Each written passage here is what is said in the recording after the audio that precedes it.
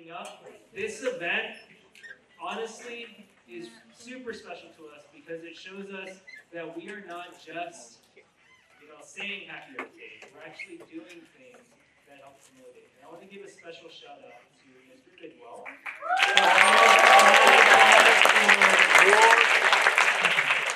No. He does incredible work here at this school, building connections, making sure that you all have real experiences and hearing from real people like we will today. Mr. Bidwell is also part of something called the Green Team. And there are students here from the Green Team, so can I have you stand up if you're part of the Green Team? All right, where are you at, Bliss? All right, Bliss. These two students help make this event happen as well. We also want to thank Bliss Car Wash, and I'm going to also thank the NASA speaker, but I'm going to let Mr. Bidwell take that one. But for now, Bliss Car Wash played a huge role in the work that made this happen. And if you saw on those flyers, Bliss Car Wash is in there as well.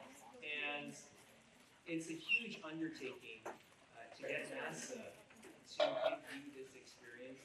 So we want to make sure that you all actually leave feeling like you have questions answered.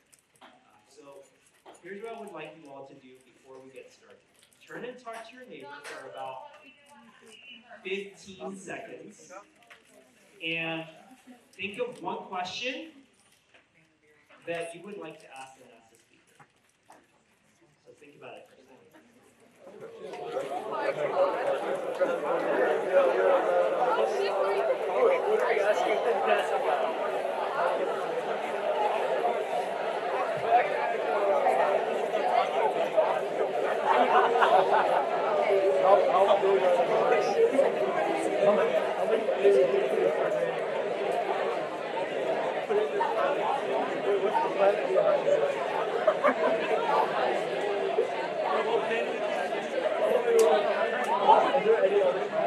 And let's go ahead and gather back. So take that question and hold it close to your heart. As Dr. Jancy speaks today, think about whether or not that question gets answered. Okay? If it isn't, you have an opportunity to engage directly with Dr. Jancy in the Q&A afterwards. So just think about it. You get to ask directly to Dr. Jancy your question. All right. So I'm going to pass it off to Mr. Bidwell. But before I do that, can you go ahead and we're going to give a big wave to Bliss Car Wash over here. So can everybody just go ahead and wave to Bliss? Hi, Bliss. All right, Mr. Bidwell. Hey guys, real quick, we need to get started here, but thank you again for being here. I want to just take a second and introduce somebody really special to our program here at Cypress. It's very seldom that we get community members that want to do authentic change in their community and actually put money behind that. And for the last 2 years, Bliss has sponsored and has been our only sponsor of our Green Tech program, which we could not have survived without them. So I want to invite up to the stage the VP of Bliss Car Wash, and this is Ash. So give him a round of applause.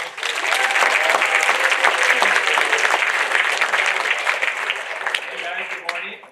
My name is Ash Doherty from Bliss Car Wash. We're down the road at the Home Depot parking lot. So if you have a car, how many people have a car? How many people have a license? Take the air pressure, put it on the dashboard, or put it on your rearview mirror. There it is. And come show up.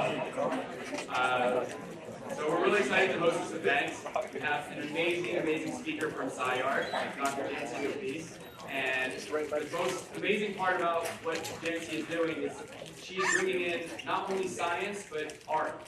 So there's so many things that, how many times are you in science class and you're like, I just want to be back in art class, or I want to be back in sports, I want to be back in PE, I want to be back in social studies, history. I don't even know what we're teaching anymore. It's been a long time since I've been in high school. But, the beauty about SciArt is she brings in so many different things together to be able to, bridge the gap and find sustainable solutions to a lot of the world's problems, especially for Earth and anything that goes on beyond that. So without further ado, Dr. Jancy McPhee.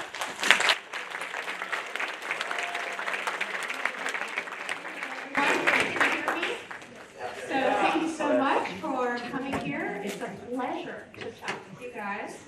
And I'm excited to, as Ash alluded, to bring it all together. Let's see if I can advance the slides. Let's see. All right, technical challenges already. Love it. Thank you. And then straight ahead. All right. So is this really on? I sound pretty quiet to myself. All right, if necessary, I don't really need it. So there we go. All right, so let's just bring it down to what is happening today. It is Earth Day. That's a super special day, very important day.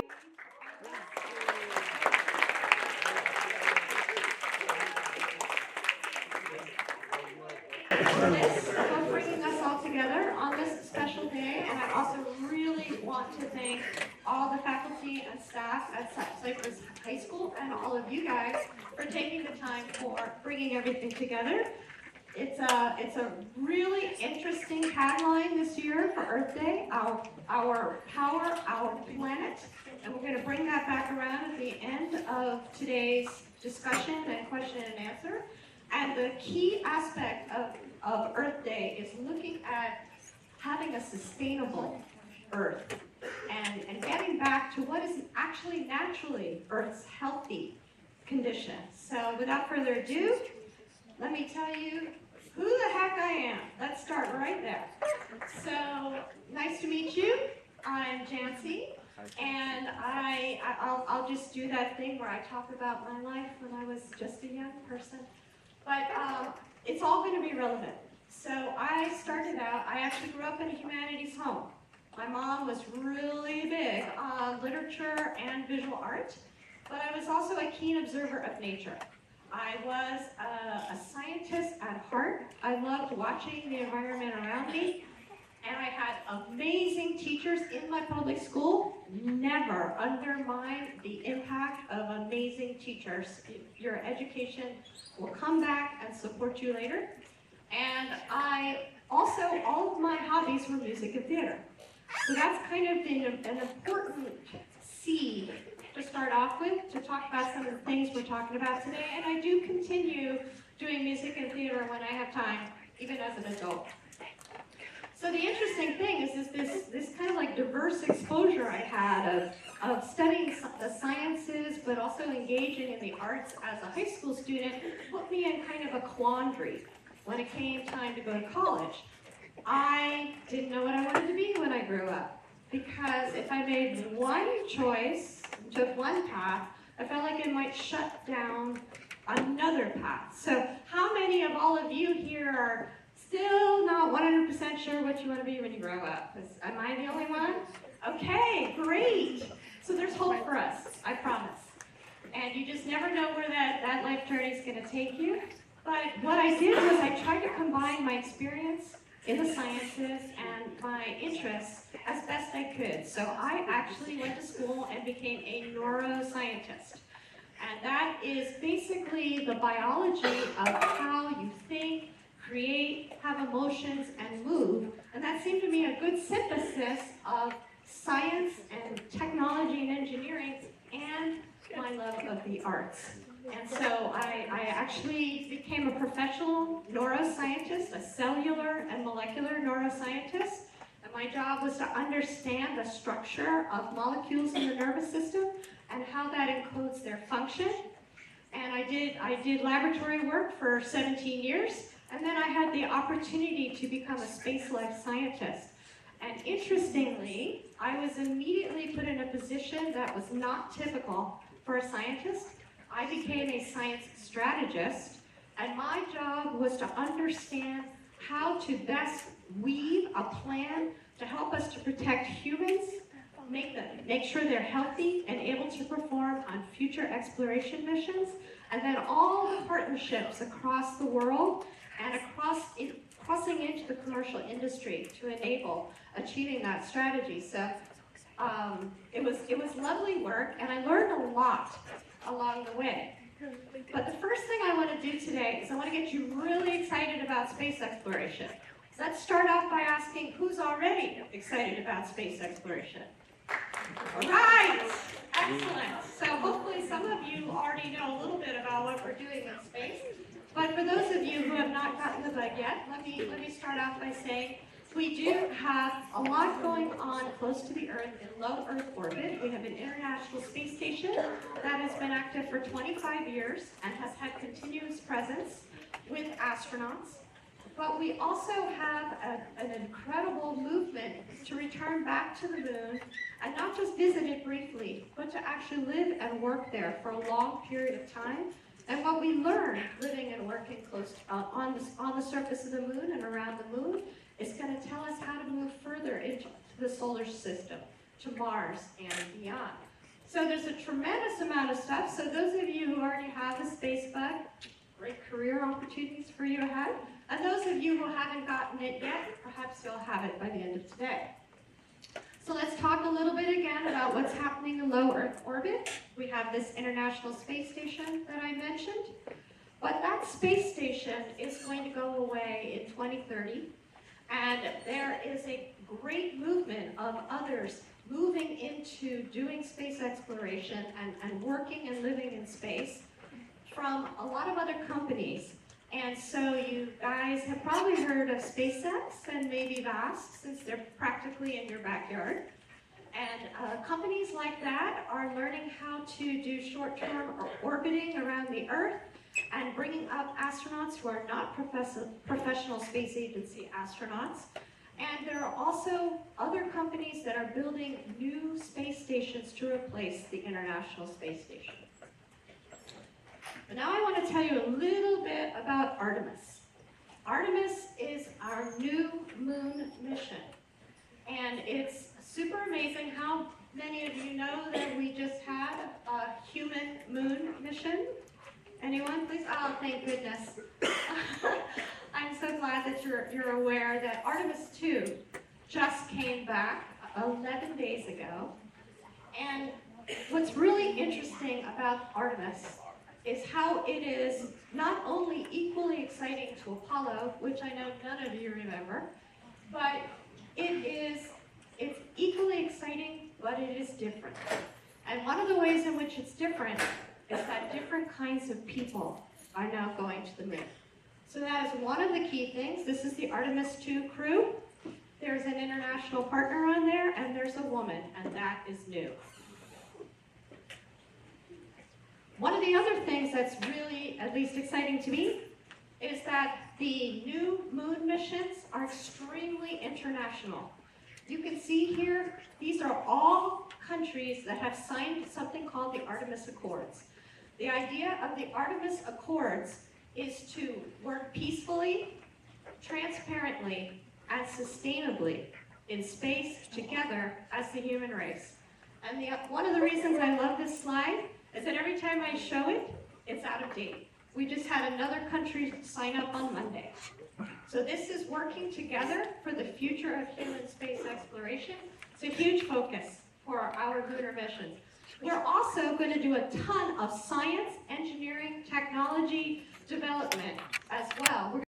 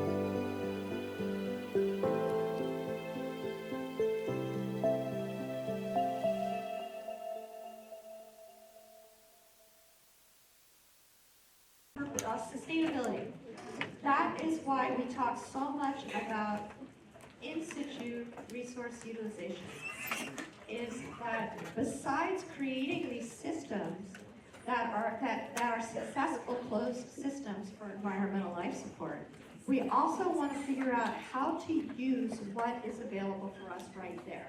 Another message that is very important when we're thinking about sustainability on the earth. How do we use what we have without exhausting it as a resource? So I think that addresses some of what you asked at least. I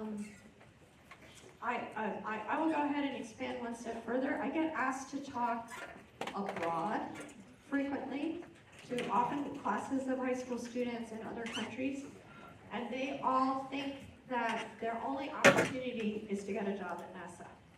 Well, that is not true. When I first started working in the space business, it felt like there were 5 space agencies. There are now something like 75 around the world. This is a hugely evolving, a hugely evolving potential workforce, ecosystem, set of opportunities for whether you identify as a scientist, an engineer, an artist, a medical doctor, there is a space. There is room for you in that ecosystem. And in addition, with the increase of the exponential increase in commercial companies getting engaged, as I mentioned, there's more than just one way to fly in space. You do not have to be a professional agency astronaut. Other questions? Run it myself out. Oh, maybe not? Oh, okay, maybe I can't run all the way there.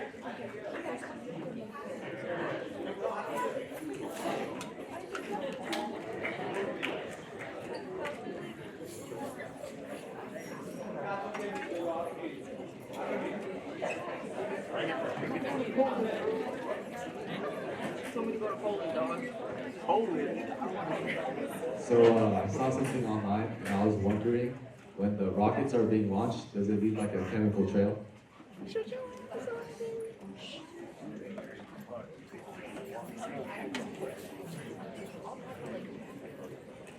As the life scientist in the room, I'm probably not the best person to answer that, but I do believe that a lot of what you see is fire and steam. So not necessarily chemicals, but I bet my friend Google could answer that a lot better than I can. So my apologies, but I will also go back and think about it and send some info to Matthew, because I know lots of people to ask that question. So excellent, yes. Oh, you're getting your steps in today. He's loud enough. My question is, was the first moon landing fake? And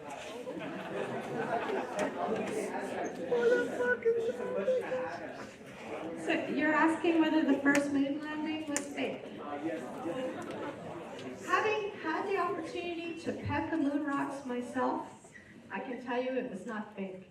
Bunny suit and all, I have had that privilege, so I am convinced it's not fake.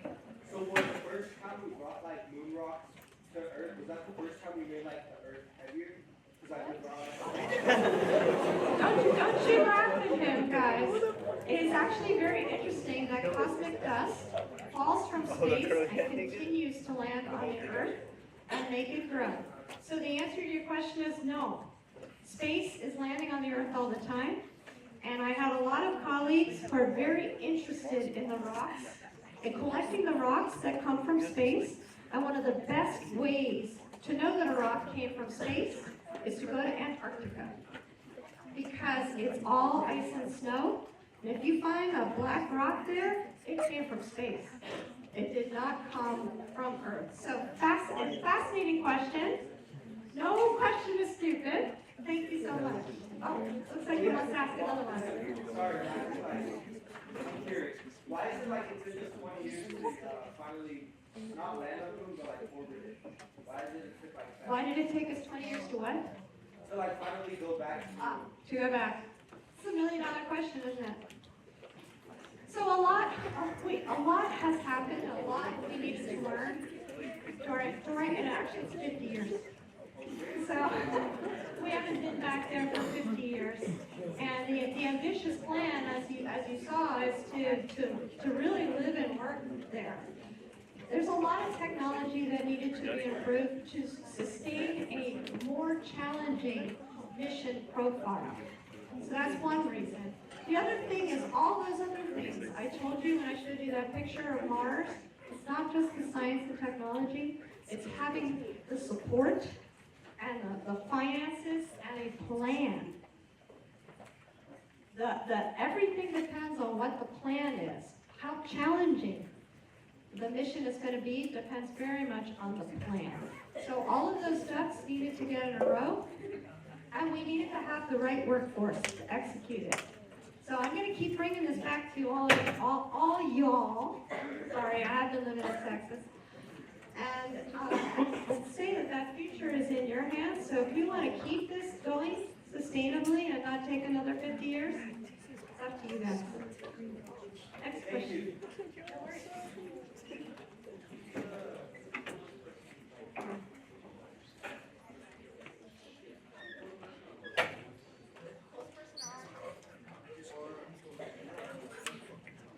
I've ever done. Okay. I have not personally flown in space, although I have hundreds of friends who have. Most person I've ever met, you know what? I'm sort of this interesting person.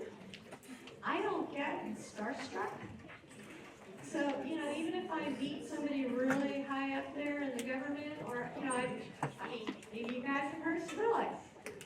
So I got to take Skrillex on Johnson Space Center and get to know him and show him everything about space. So that's probably one you can relate to. Yeah? So why don't we just say it was Skrillex? Since that one got a reaction. So that's pretty cool. I've also met Andy Weir, if any of you have watched Hail Mary, the movie. And I can tell you I met him. And, if you think astronauts are cool, they're in our grocery store, so they're totally regular people. More questions, please. I love it.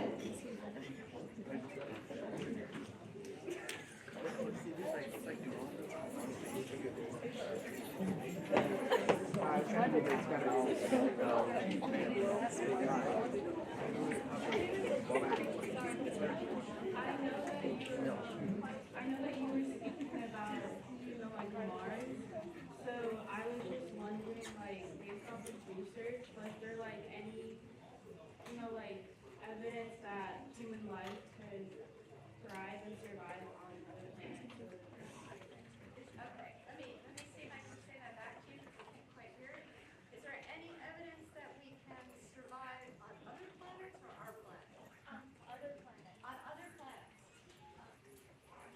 Well, I would argue, I can just use my stage voice. All right. So I would argue that we need to use our ingenuity and our creativity in order to achieve that. It's not a slam dunk. And it does come with clear risks. But what we have to do is understand what the risks are and do our best to minimize them and then learn from every experience. It's just like the creative thinking I mentioned to you. Is you have to learn and leverage everything, and half the time you're taking in something that's going to affect you decades later and you didn't even know it at the time. So I think it can be done. I think it's very interesting. I would like to see it done right. Like I said, I have a personal thing about wanting to do things together as the human race as much as possible. We can do it right or we can do it wrong, but it's up to us to figure that out. So thank you for that question. Yes. You don't even need to shout. Oh, okay.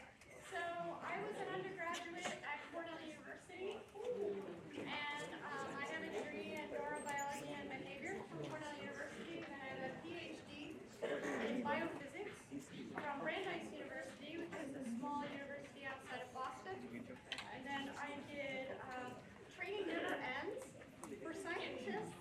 So I did my first postdoc at the University of Washington with the chairman of the Department of Pharmacology, where we really tried to understand the relationship of the structure of a molecule to its function. And then my last science job was at Caltech, which, as you know, is close by. So I've lived in the area, but then I got dragged to Houston, Texas. So there you go, and I did the best I could.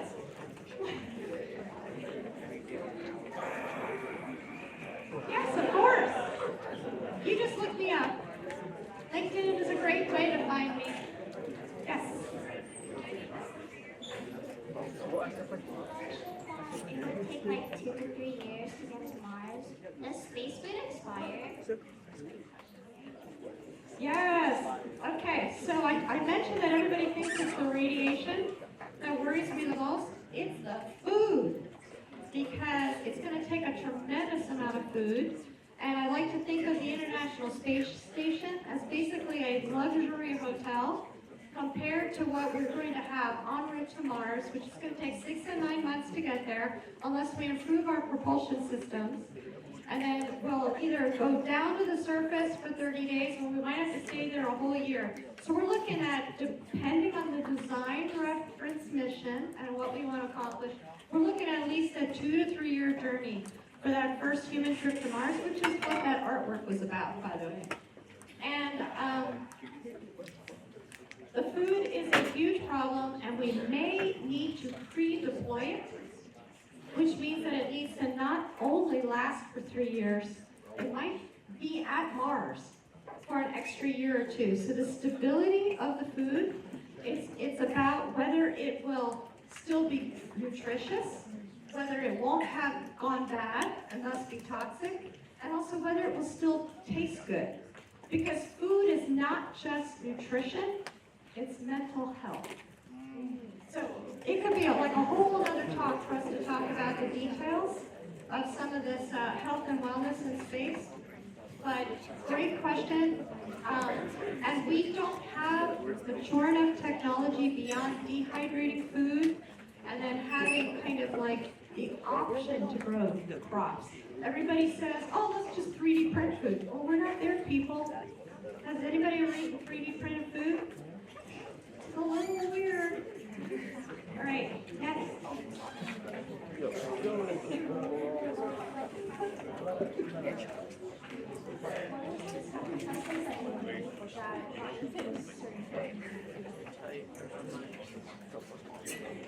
So, lots of personal sacrifices. One of the hardest things of my career journey was growing comfortable with being different. So when I was en route to become a scientist, it was a really, really clear path. And I knew pretty early on that I was a good scientist, but that I had something else to bring to the table, but there was no career path other than going straight to the laboratory. So life did steer me. I do have a husband, and we have the two-body problem. He's also a scientist. He did drag me kicking and screaming from LA to Houston, Texas. I asked him way deep into the night, why are you taking me there? But he got an opportunity at NASA, and that dragged me there. Then I do also have 2 children. And so I wanted them to know their parents. So I slow rolled my career at various points, but I am not unhappy with where I ended up. So at every step, you make sacrifices. I also remember my first day at NASA when I was introduced to people, and the first thing they asked me was whether I would make the coffee. And I said, unfortunately, I didn't have to say anything. My colleagues around me straightened out. This guy who asked me to make the coffee said, no, that's not what we hired her to do. So there have been challenges along the way. And I frequently say that my most important role model was my mother. She worked very hard, and she modeled that behavior that no matter what the challenges are ahead of you, if you stick with your passion and hard work, you will achieve what you need to achieve. But life is also going to take you places that you can't predict. And you just have to bring everything, your whole experience base with you on that journey and see where you end up.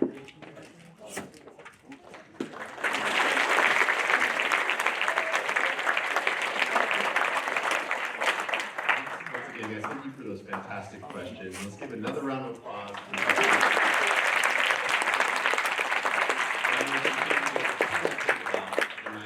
In my own experience, and I plan on sharing that with you guys. But don't forget that date for the submission, May 15th. And also look forward next year for those of you guys that are freshmen, sophomores, and juniors, in us participating in more SciArts competitions. This one's coming up quick, but there will be more opportunities next year for you guys to get involved. And again, another round of applause for Bliss for bringing this to us.